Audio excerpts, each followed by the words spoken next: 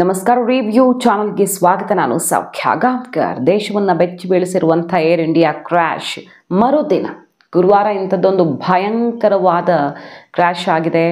ನೂರಾರು ಜನ ಸುಟ್ಟು ಕರಕಲಾಗಿದ್ದಾರೆ. ಅದರ ಮರುದಿನ ಮತ್ತೊಂದು ಎಮರ್ಜೆನ್ಸಿ ಲ್ಯಾಂಡಿಂಗ್ ಆಗಿದೆ ಬಾಂಬ್ ಥ್ರೆಟ್ನಿಂದ. ಥೈಲ್ಯಾಂಡ್ನಿಂದ ಬರ್ತಾ ಇದ್ದಂತಹ ನೂರಾರು ಜನರನ್ನು ಹೊತ್ತ ಏರ್ ಇಂಡಿಯಾ ವಿಮಾನಕ್ಕೆ ಬಾಂಬ್ ಥ್ರೆಟ್. ಏನಿದು ಬಿಗ್ ನ್ಯೂಸ್. ಹಾಗಾದರೆ ಏಕಾಏಕಿ ಎಮರ್ಜೆನ್ಸಿ ಲ್ಯಾಂಡಿಂಗ್ ಮಾಡಿ ಜನರನ್ನು ಅಲ್ಲಿಂದ ಹೊರಗಡೆ ಸೇಫಾಗಿ ಇಳಿಸಲಾಗಿದೆ. ಅಸಲಿಗೆ ನಡೀತಾ ಇರೋದೇನು?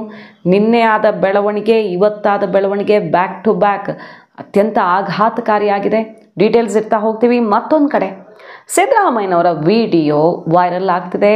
ಈ ಏರ್ ಕ್ರ್ಯಾಶ್ಗೆ ಸಂಬಂಧಪಟ್ಟಂತೆ ಅವರ ರಿಯಾಕ್ಷನ್ ಒನ್ ಬೈ ಒನ್ ನೋಡ್ತಾ ಹೋಗೋಣ. ಮಿಸ್ ಮಾಡಿದೆ ನಮ್ಮ ಚಾನಲ್ನ ಸಬ್ಸ್ಕ್ರೈಬ್ ಮಾಡಿ. ಹಾಗೆ ಈ ಬಗ್ಗೆ ನಿಮ್ಮ ಅಭಿಪ್ರಾಯ ಏನು ಕಮೆಂಟ್ ಮಾಡಿ ತಿಳಿಸಿ. ಎಸ್ ವೀಕ್ಷಕರೇ, ಈಗಾಗಲೇ ಯಾವ ರೀತಿ ಆಪರೇಷನ್ ನಡೀತಾ ಇದೆ, ಏರ್ ಕ್ರ್ಯಾಶ್ ಆದಂಥ ಜಾಗದಲ್ಲಿ ನರೇಂದ್ರ ಮೋದಿ ಅವರ ವಿಸಿಟ್ಟು, ಕಂಪ್ಲೀಟ್ ಅಪ್ಡೇಟ್ಸ್ನ ನಿಮ್ಮ ಮುಂದೆ ಇಟ್ಟಿದ್ದೀವಿ. ಕ್ಷಣ ಕ್ಷಣದ ಮಾಹಿತಿ ಕೂಡ. ಬೋಯಿಂಗ್ 7878 ಈ ವಿಮಾನ ಪತನದಿಂದಾಗಿ ತೀರ್ಕೊಂಡವರ ಕುಟುಂಬಸ್ಥರ ಕಣ್ಣೀರು ನೋಡೋದಕ್ಕಾಗ್ತಾ ಇಲ್ಲ. ಅಂಥ ಭೀಕರವಾದ ದೃಶ್ಯಗಳು.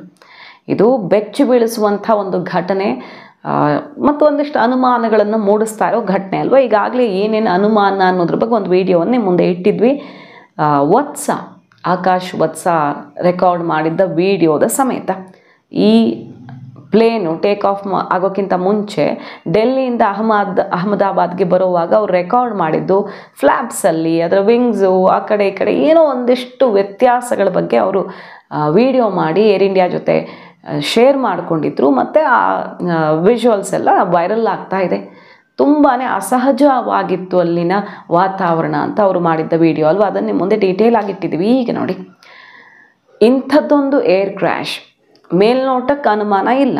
ಯಾವುದೋ ಟೆರರಿಸ್ಟ್ಗಳು ಬಂದು ಮಾಡಿದ್ರು, ಖಲಿಸ್ತಾನಿಗಳು ಬಂದು ಮಾಡಿದ್ರು, ಮತ್ತೊಬ್ಬರು ಮಾಡಿದ್ರು, ಚರ್ಚೆಗಳಾಗ್ತಿರಬಹುದು. ಬಟ್ ಮೇಲ್ನೋಟಕ್ಕಂತೂ ಇದು ಟೆಕ್ನಿಕಲಿ ಏನೋ ಎರರ್ ಆಗಿದೆ, ಏನೋ ಪವರ್ ರಿಲೇಟೆಡ್, ಎಲೆಕ್ಟ್ರಿಕಲ್ ರಿಲೇಟೆಡ್ ಸಮಸ್ಯೆ ಆಗಿ ಅಥವಾ ಬರ್ಡ್ ಹಿಟ್ ಆಗಿ ಆಗಿರಬಹುದು ಅಂತ ಇನ್ನೂ ಗೊತ್ತಾಗಬೇಕು. ಬ್ಲ್ಯಾಕ್ ಬಾಕ್ಸ್ ಅನಾಲಿಸಿಸ್ ಆದಮೇಲೆ ಗೊತ್ತಾಗೋದಲ್ವ.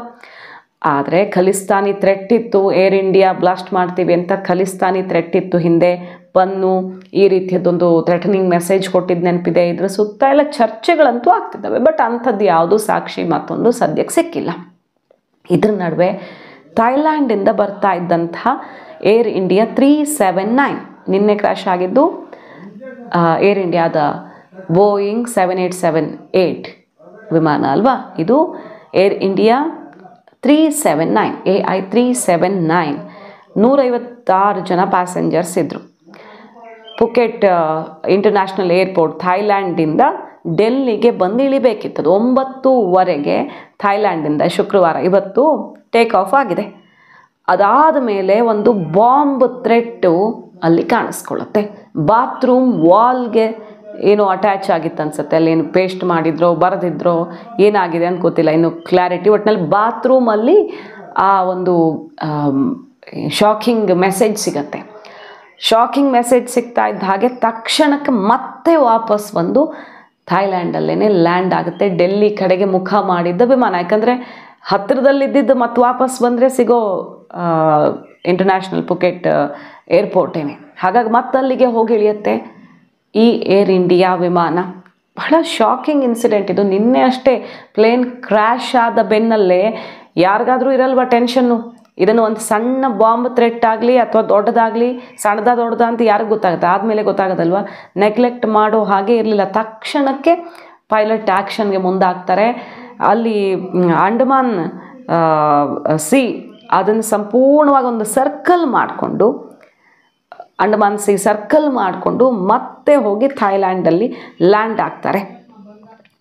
ಫ್ಲೈಟ್ ರೆಡಾರ್ 24 ಟ್ರ್ಯಾಕಿಂಗ್ ಡೇಟಾದ ಪ್ರಕಾರ ಈ ರೀತಿ ಹೇಗೆ ಸರ್ಕಲ್ ಮಾಡಿ ಮತ್ತೆ ಥೈಲ್ಯಾಂಡ್ಗೆ ಹೋಗಿ ಲ್ಯಾಂಡ್ ಆಗಿದೆ ಅನ್ನೋ ಕಂಪ್ಲೀಟ್ ಡೀಟೇಲ್ಸು ಸಿಗ್ತಾ ಇದೆ.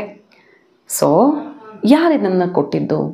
ಸಾಮಾನ್ಯವಾಗಿ ಇಷ್ಟು ಭೀಕರವಾದ ದೃಶ್ಯ ನೋಡಿದವರು ಯಾರೋ ಮೋಜು ಮಸ್ತಿಗೂ ಹಿಂಗೆ ಮಾಡಿರೋಕ್ಕೆ ಸಾಧ್ಯನಾ?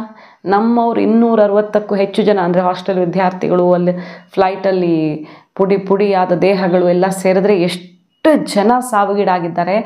ಎಲ್ಲ ರಾಜ್ಯಗಳಿಂದ ಇದ್ದಾರೆ. ನಮ್ಮ ಕರ್ನಾಟಕದವರು ಇದ್ದಾರೆ, ಎಲ್ಲ ರಾಜ್ಯಗಳಿದ್ದಾರೆ. ಮೈ ನಡುಗಿಸುವಂಥ ದೃಶ್ಯ ಅದು. ಇಂಥದ್ದೊಂದು ಭೀಕರ ಅನಾಹುತ ದೇಶ ನೋಡಬೇಕಾಯ್ತಲ್ಲ ಅಂತ. ಇಂಥ ಟೈಮಲ್ಲಿ ಯಾರು ಮಾಡಿದ್ರು? ಕಿಡಿಗೇಡಿಗಳ ಕೃತ್ಯನ ಅಂತ, ಅಂದರೆ ತಮಾಷೆಗೆ ಮೋಜು ತಗೊಳ್ಳೋಕೆ ಮಾಡಿದವರು ಅಂತ ನೆಗ್ಲೆಕ್ಟ್ ಮಾಡಬೇಕಾ ಇದನ್ನು, ಅಥವಾ ಬಹಳ ಸೀರಿಯಸ್ ಇಶ್ಯೂನ ಇನ್ನಷ್ಟೇ ಗೊತ್ತಾಗಬೇಕು ಇದ್ರ ಬಗ್ಗೆ. ತಕ್ಷಣಕ್ಕೆ ಆ್ಯಕ್ಷನ್ ಆಗ್ತಾ ಇದೆ. ಜನರನ್ನಂತೂ ಫಸ್ಟ್ ಕೆಳಗಿಳಿಸಿದ್ದಾರೆ. 156 ಜನ ಪ್ಯಾಸೆಂಜರ್ಸ್ ಇದ್ದಂಥ ಫ್ಲೈಟ್ ಇದು. ಬಾಂಬ್ ಥ್ರೆಟ್ ಅನ್ನೋದು ಜನರನ್ನು ನಡಗಿಸಿಬಿಡುತ್ತೆ ಕುಂತಲ್ಲೇ. ನಿನ್ನೆಯಾದ ಘಟನೆ ನೋಡಿದ ಮೇಲೆ ಇವತ್ತು ಫ್ಲೈಟ್ ಪ್ರಯಾಣ ಮಾಡ್ತಿರೋರೇ ಗಟ್ಟಿ. ಯಾಕಂದರೆ ಅವ್ರದ್ದು ಬುಕ್ ಆಗಿರುತ್ತೆ, ಅದೆಲ್ಲ ಸರಿ, ಅಥವಾ ಎಮರ್ಜೆನ್ಸಿ ಹೋಗಬೇಕಾಗಿರುತ್ತೆ, ಏನು ಮಾಡ್ತಾರೆ, ಹೋಗಲೇಬೇಕು. ಬಸ್ ಆಕ್ಸಿಡೆಂಟ್ ನೋಡಿದ್ಮೇಲೆ ಬಸ್ ಹತ್ತಲ್ವ ನಾವು? ಅದೇ ರೀತಿ ಕಾರ್ ಆಕ್ಸಿಡೆಂಟ್ಗಳು ಎಷ್ಟು ಆಗ್ತಿರ್ತವೆ, ಕಾರೇ ತೊಗೊಳಲ್ವ ಯಾರು? ಅದೇ ರೀತಿ ಆಗ್ತಾ ಇರುತ್ತೆ, ಹೋಗ್ತಾ ಇರುತ್ತೆ. ಜನ ನಮ್ಮ ಕೆಲಸದಲ್ಲಿ ಬ್ಯುಸಿ ಆಗಿಬಿಡ್ತಾರೆ. ಆದರೂ ಮೊದಲೇ ಭಯದಲ್ಲೇ ಹತ್ತಿರ್ತಾರೆ ಫ್ಲೈಟು. ಅದು ಏರ್ ಇಂಡಿಯಾ ಬೇರೆ ನಿನ್ನೆ ಕ್ರ್ಯಾಶ್ ಆಗಿತ್ತು. ಅಂಥದ್ರಲ್ಲಿ ಬಾಂಬ್ ಥ್ರೆಟ್ಟು. ಬಾತ್ರೂಮಲ್ಲಿ ಶಾಕಿಂಗ್ ಮೆಸೇಜ್ ಸಿಗುತ್ತೆ, ತಕ್ಷಣ ಆ್ಯಕ್ಷನ್ಗೆ ಮುಂದಾಗ್ತಾರೆ ಪೈಲಟು. ಇದಿಷ್ಟು ಘಟನೆ ಇವತ್ತು ಮತ್ತೆ ಏರ್ ಇಂಡಿಯಾ ಪ್ಯಾಸೆಂಜರ್ಸ್ನ ಕಂಗಾಲು ಮಾಡಿರೋದು ನೋಡಿ. ಸೊ ಇದ್ರ ಸುತ್ತ ಇನ್ವೆಸ್ಟಿಗೇಷನ್ ಆಗಬೇಕಾಗಿದೆ. ನಿನ್ನೆ ಆದ ಕ್ರ್ಯಾಶ್ ಕೂಡ ಅಷ್ಟು ಲೈಟಾಗಿ ಏನೂ ಇಲ್ಲ, ಟೆಕ್ನಿಕಲ್ ಎರರ್ ಅಷ್ಟೇ ಅಂತ ಕನ್ಸಿಡರ್ ಮಾಡಬೇಕಾ? ಯಾಕಂದರೆ ಕೆಲವು ಸೆಕೆಂಡ್ ಕೂಡ ಅದು ಹಾರಲ್ಲ. ಮೇಲ್ಗಡೆ ಹೋಗಬೇಕಿತ್ತು, 1000 ಅಡಿ ಎತ್ತರಕ್ಕೆ 2-3 ನಿಮಿಷದಲ್ಲಿ ಏರ್ಬಿಡಬೇಕಿತ್ತು. ಆದರೆ 600 ಅಡಿನೂ ಏರೋಕ್ಕಾಗಲ್ಲ. ಅಂದರೆ ಕೆಲವು ಸೆಕೆಂಡ್ಸಲ್ಲಿ ಅಲ್ಲಿ ಏನೋ ಒಂದು ಪ್ರಾಬ್ಲಮ್ಮು, ಎರರು ಡಿಟೆಕ್ಟ್ ಆಗೇ ಬಿಟ್ಟಿದೆ. ಕೆಲವೇ ಸೆಕೆಂಡ್ಸಲ್ಲಿ ಡಿಟೆಕ್ಟ್ ಆದ ಎರರು ಕೆಳಗಡೆ ಇದ್ದಾಗ ಯಾಕೆ ಡಿಟೆಕ್ಟ್ ಆಗಲಿಲ್ಲ ಅನ್ನೋದ್ರ ಸುತ್ತನೇ ಅಲ್ವಾ ಈಗ ಅಂಶಗಳು ಹೊರ ಬೀಳಬೇಕಾಗಿರೋದು. ಬ್ಲ್ಯಾಕ್ ಬಾಕ್ಸ್ ಏನೇನು ರಿವೀಲ್ ಮಾಡುತ್ತೆ ಅನ್ನೋದನ್ನು ನೋಡಬೇಕು. ಇದರ ನಡುವೆ ಮತ್ತೊಂದು ಆಘಾತಕಾರಿ ಸುದ್ದಿ ಬರ್ತಾ ಇದೆ ಈಗ ಮತ್ತೊಂದು ಕಡೆ ನೋಡಿ. ಕಾಂಗ್ರೆಸ್ನ ನಾಯಕರ ರಿಯಾಕ್ಷನ್ ಮೇಲೆ ಈಗ ಚರ್ಚೆಗಳು ಶುರುವಾಗಿರೋದು. ನಿನ್ನೆ ಅಷ್ಟೇ ಖರ್ಗೆ ಅವರು ಈ ಒಂದು ಅನಾಹುತ ಆಗೋದಕ್ಕೆ ಯಾರೋ ಒಬ್ಬರು ಒತ್ತಡ ಇತ್ತಂತೆ, ಬೇಗ ಬಿಡಿ ಅಂತ ಒತ್ತಡ ಇತ್ತಂತೆ. ಪೂರಕ ವಾತಾವರಣ ಇಲ್ಲ ಅಂತ ಹೇಳಿದ್ರೂ ಒತ್ತಡ ಹಾಕಿ ಟೇಕ್ ಆಫ್ ಮಾಡಿಸಿದ್ದೇ ಇದಕ್ಕೆ ಕಾರಣ ಅನ್ನೋ ಮಾಹಿತಿ ನನಗಿದೆ. ಸರಿಯಾದ ಇನ್ವೆಸ್ಟಿಗೇಷನ್ ಆಗಲಿ, ನಾನೇನು ತಪ್ಪು ಸಂದೇಶ ಕೊಡೋಕೆ ಇಷ್ಟಪಡಲ್ಲ ಅಂದ್ಕೊಂಡೆ ಅವರೊಂದು ಸ್ಟೇಟ್ಮೆಂಟ್ ಕೊಟ್ಟರು. ಅದು ಕೂಡ ಚರ್ಚೆಗೆ ಗ್ರಾಸವಾಯಿತು. ಈ ಟೈಮಲ್ಲಿ ಫ್ಲೈಟ್ ಕ್ರ್ಯಾಶನ್ನು ಈ ರೀತಿ ರಾಜಕೀಯಕರಣಗೊಳಿಸೋ ಪ್ರಯತ್ನ ಮಾಡ್ತಿದ್ದಾರಾ ಅಂತ. ಇದ್ರ ನಡುವೆ ಸಿದ್ದರಾಮಯ್ಯನವರ ರಿಯಾಕ್ಷನ್. ಸಿದ್ದರಾಮಯ್ಯನವ್ರಿಗೆ ಸಾಮಾನ್ಯವಾಗಿ ಯಾವುದೇ ಒಂದು ಸ್ಟೇಟ್ ಚೀಫ್ ಮಿನಿಸ್ಟರ್ ಅಲ್ವಾ, ನಮ್ಮ ರಾಜ್ಯದ ಮೂಲದವರು ಕೂಡ ಇದ್ದಾರೆ, ರಿಯಾಕ್ಷನ್ ಕೇಳಿದ್ದಾರೆ. ಅವರ ರಿಯಾಕ್ಷನ್ ಈಗ ವೈರಲ್ ಆಗ್ತಿದೆ.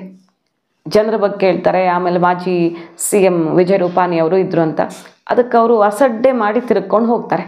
ಇಲ್ಲಿ ಮಾಜಿ CM ಜೀವಕ್ಕೆ ಮಾತ್ರ ಬೆಲೆ, ಜನರ ಜೀವಕ್ಕೆ ಬೆಲೆ ಇಲ್ವಾ ಅನ್ನೋದಲ್ಲ. ಖಂಡಿತ ಎಲ್ರದ್ದು ಜೀವನೇ, ಎಲ್ರಿಗೂ ಕುಟುಂಬ ಇತ್ತು, ಎಲ್ಲರೂ ಕಣ್ಣೀರು ಹಾಕ್ತಿದ್ದಾರೆ, ಡೌಟೇ ಇಲ್ಲ. ಆದರೆ ಈ ಸಮಯದಲ್ಲಿ ಸಿದ್ದರಾಮಯ್ಯನವರು ಈ ರೀತಿ ರಿಯಾಕ್ಟ್ ಮಾಡಬೇಕಿತ್ತ? ಜಸ್ಟ್ ಒಂದು ಸಂತಾಪ ಸೂಚಿಸೋ ಮಾತನ್ನಾಡಿ ತೆರಳಬಹುದಿತ್ತಲ್ವಾ ಅನ್ನೋ ರೀತಿಯಲ್ಲೂ ಚರ್ಚೆ ಆಗ್ತಿದೆ. ಸಿದ್ದರಾಮಯ್ಯನವರ ವಿಡಿಯೋ ಕೂಡ ಈ ಹೊತ್ತಲ್ಲಿ ವೈರಲ್ ಆಗ್ತಾ ಇದೆ. ಎನ್ಕ್ವೈರಿನೂ ಕೂಡ ಮಾಡಿದ್ರು. ನನಗೆ ಬಂದಂಥ ಸುದ್ದಿ ಪ್ರಕಾರ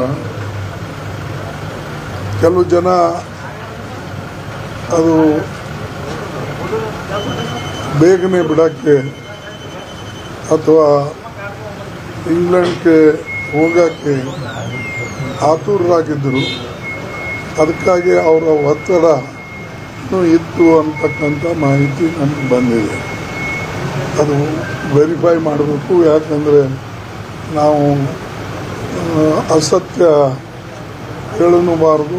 ಸದ್ಯಕ್ಕೀಗ ತುರ್ತು ಮೀಟಿಂಗ್ಗಳನ್ನು ನಡೆಸ್ತಾ ಇದ್ದಾರೆ ನರೇಂದ್ರ ಮೋದಿ ಅವರು. ಆ ಸ್ಪಾಟ್ ವಿಸಿಟ್ ಮಾಡಿದ್ರು, ಆಸ್ಪತ್ರೆ ವಿಸಿಟ್ ಮಾಡಿದ್ರು. ಅದಾದಮೇಲೆ ಸೂಕ್ತವಾದಂತಹ ಪರಿಹಾರ ಅಥವಾ ಇರೋರಿಗಾದರೂ ಸಮಾಧಾನ ಮಾಡೋದಕ್ಕೆ ಏನೇನು ಬೇಕೋ ಆ ಪ್ರಯತ್ನಗಳನ್ನು ಮಾಡಿ ಅನ್ನೋ ಆದೇಶ ಆಗಿದೆ. ತುರ್ತು ಮೀಟಿಂಗ್ಗಳು, ಕೀ ಮೀಟಿಂಗ್ಸನ್ನು ನಡೆಸ್ತಾ ಇದ್ದಾರೆ ನರೇಂದ್ರ ಮೋದಿ ಅವರು. ಇನ್ವೆಸ್ಟಿಗೇಷನ್ ಆ್ಯಂಗಲಲ್ಲಿ ನೋಡೋದಾದರೆ ಇನ್ವೆಸ್ಟಿಗೇಷನ್ ಬಹಳ ಮುಖ್ಯ ಆಗುತ್ತೆ. ಇಲ್ಲಿ ಟೆಕ್ನಿಕಲ್ ಎರರ್ ಅಷ್ಟೇನಾ ಅನ್ನೋದ್ರ ಬಗ್ಗೆ ಹಲವಾರು ಅನುಮಾನಗಳು ಈಗಾಗಲೇ ಹುಟ್ಟುಕೊಂಡಿವೆ, ಅಥವಾ ಇರಬಹುದು, ಹೇಳೋದಕ್ಕಾಗಲ್ಲ.